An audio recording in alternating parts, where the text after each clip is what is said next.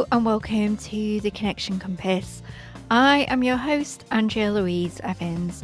To hear more about my work, please visit andrealevans.com.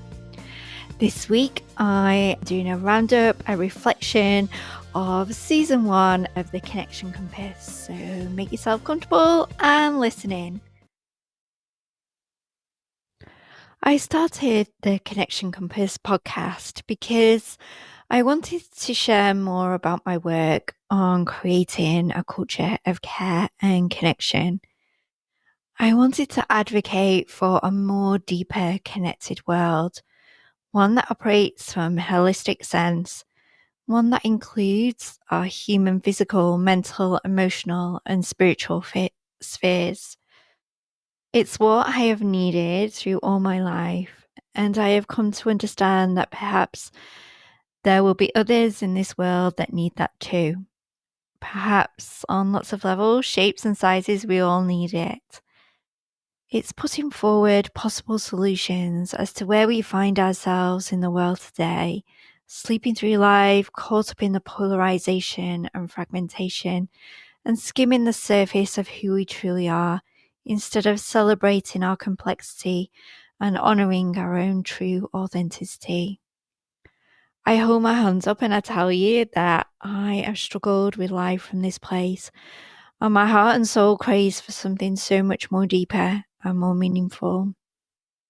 Life doesn't make sense to me at the surface, but connecting at a deeper level does. It's where I am happiest, creative, and more joyful. It's where my hope and optimism lives for a better world. Wasn't it Albert Einstein? He said, "We cannot solve our problems with the same thinking we used when we created them." I feel we need to start and do and see and think about things differently more often than not. I had set up a new Instagram account initially, but it didn't feel right to me. I felt that there was something missing. I woke up one morning with an idea, which often happens, of starting the podcast. I felt it was a great way of bringing the work to life through my own personal journey and other stories too. My friend pointed me in the direction of the Captivate FM 28-day course, and I was away with it. I love having ideas. I am all about growing ideas, a complete creative strategist I am.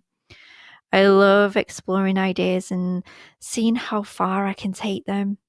Sure, some fall flat, don't work out, perhaps more often than I would like, but nothing is ever wasted. And what hasn't worked out is often alchemized into something else. With the podcast, though, I knew instinctively that it was the right thing to do. Using my voice has always been a big part of my work, and I knew that I had a gap during this time where I wasn't using my voice in the way that I needed to be. So the podcast was definitely a solution to that. And so just over a month later, slightly hampered by a computer repair, the podcast came to life.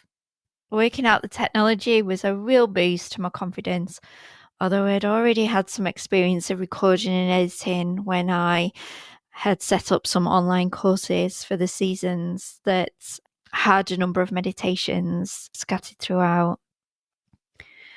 The first series of the podcast has predominantly focused on the connection that we have with ourselves, on why it's important in this modern day world. A connection with ourselves is fundamental as it brings to us what our values are, what and who is right for us.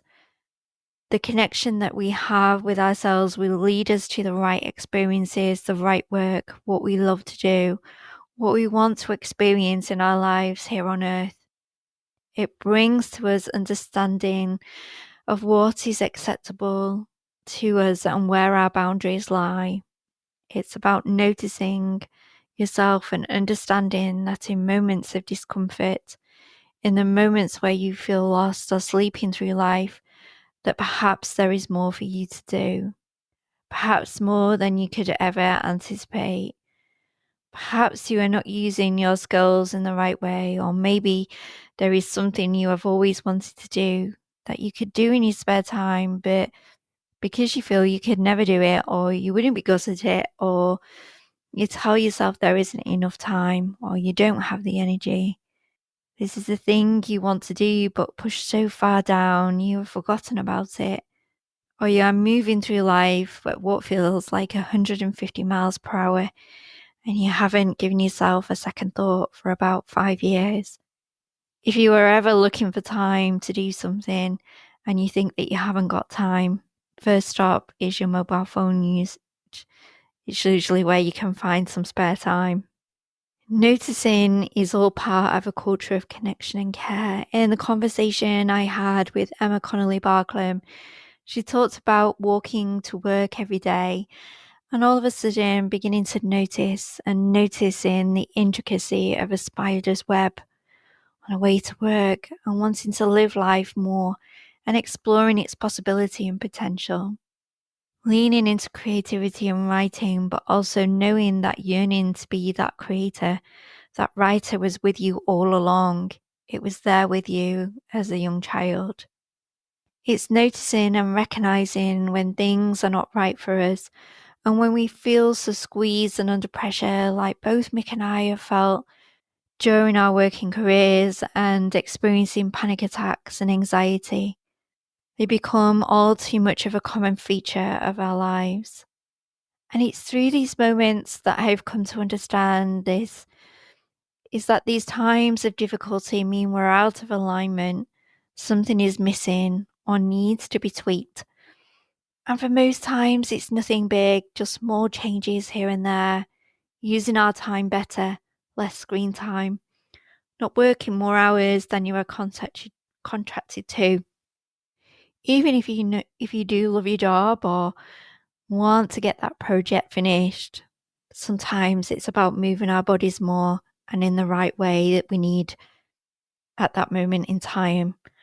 Hours of cardio is not always the answer. Sometimes it's finding the balance between action and surrender. Sometimes it's introducing creativity into our lives, learning to trust our intuition. When you notice these things in yourself, you will begin to notice them in others. And maybe you will become the gentle guide that someone else needs one day. Caring for yourself and developing connection with yourself is recognizing when you have an unused skill set, as much as it is about eating foods that feel good for you. When we met with Charlotte on the podcast, she knew she wanted to write and gave herself that chance and took action. She listened to herself, but without taking that action, she would never have known that she would have become a published author. The connection you have with yourself is allowing yourself to have the opportunity to overcome the fears and mindset that is telling you not to do it in the first place. Good things take time, and that includes you. Our life on earth is a journey of twists and turns and ups and downs. Things can really take their time. It can be difficult to know what to do or trust that little voice inside of you that's telling you to go for that course, change that job, speak to that person you've always wanted to speak to. Remember, your inner voice is kind and caring. It's consistent and persistent. It may be that it's been telling you for years to do that thing you've always wanted to do before you even notice. Giving yourself time and space all helps with hearing yourself, noticing, and when you feel like you have the space to settle in some more. Check you are not holding yourself in tension. Check you are not gritting your teeth tightly, and relax more. In this modern day, loud and busy world, we can find ourselves in tension even when we think we are relaxing. Come to your breath, notice and breathe. Let the breath soften on its own without force or pressure. Just take the time to notice and reconnect to you. Commit to loving life. Finding joys in the small moments. embrace the uncomfortableness and lean into its meaning when it's showing you. What does it want you to know and learn before you take the next step? Connect to others and find out more beyond what you see. Beyond a story of success, maybe years of struggle and a journey unseen, filled with wisdom to be shared. Lean into life's possibility and potential. Our stories often shape our journey. We meet people that we're meant to meet situations that help us overcome obstacles, that add to our skill set and push us out of our comfort zone. We all hold life in our hands, and it's up to us to explore its possibility and potential. I hope you have joined this first season of the podcast. Season 2 will be with you in early January, and there's so much more to come.